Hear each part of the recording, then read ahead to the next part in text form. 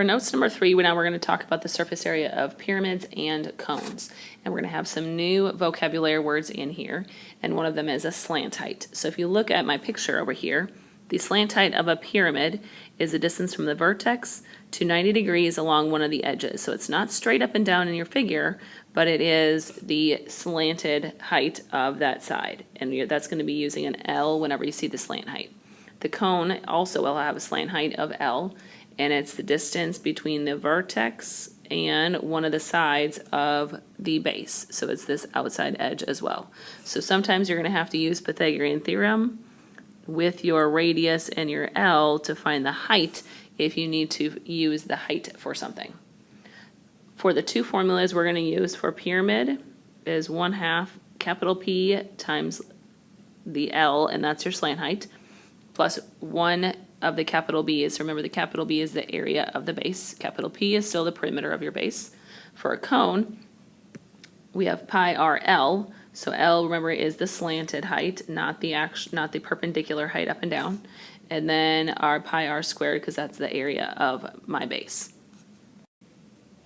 Remember with the formula, the lateral surface area is this first half of the formula. The second half then is the base formula for the area of your base. So on number 1, we need to name our figure first. So this is a pyramid. And the shape of our base, we're going to assume that this other side is also 10. So this would be a square for our base.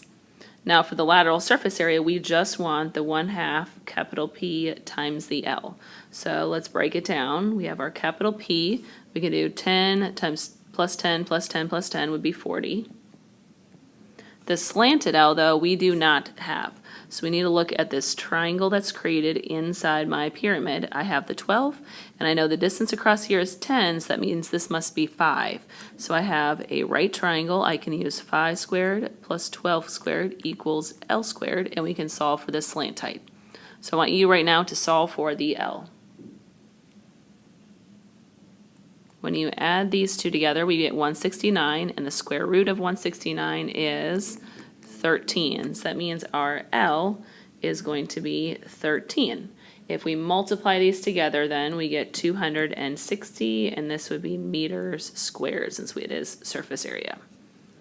For the total surface area, we need to now take that answer and add it to the area of one of our bases.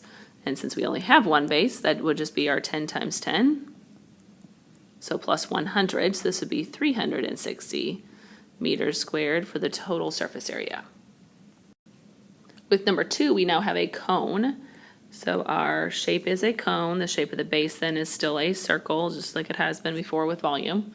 And we need to find the lateral surface area, and that is the pi r L. So just the first half of our formula. So let's fill in what we have. The radius of our cone, notice the diameter is 6, which means the radius has to be 3. So always keep an eye out for that. For the slant height, that's this side right here that we do not have. So we need to use the right triangle with our radius and the height to find our slant height. So 3 squared plus 4 squared equals L squared. Now remember, this is a Pythagorean triple. So hopefully you just quickly realize that the slant height is going to be a 5. So this would be 15 pi, and the units are inches squared.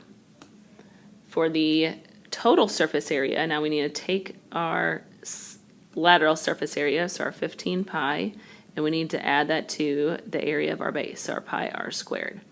So pi, the radius again is 3 squared, so that would be 9 pi. We're adding with 15 pi, and we get a 24 pi. Now if you wanted to write this, that's exact, so if you wanted to write it as a decimal, that would be 75.398. And again, these would both be inches squared since we have total surface area. So remember, for the lateral surface area for a cone is always going to be pi r L. For the total then is that lateral plus the area of one of the bases, so pi r squared, since there's only one base in a cone.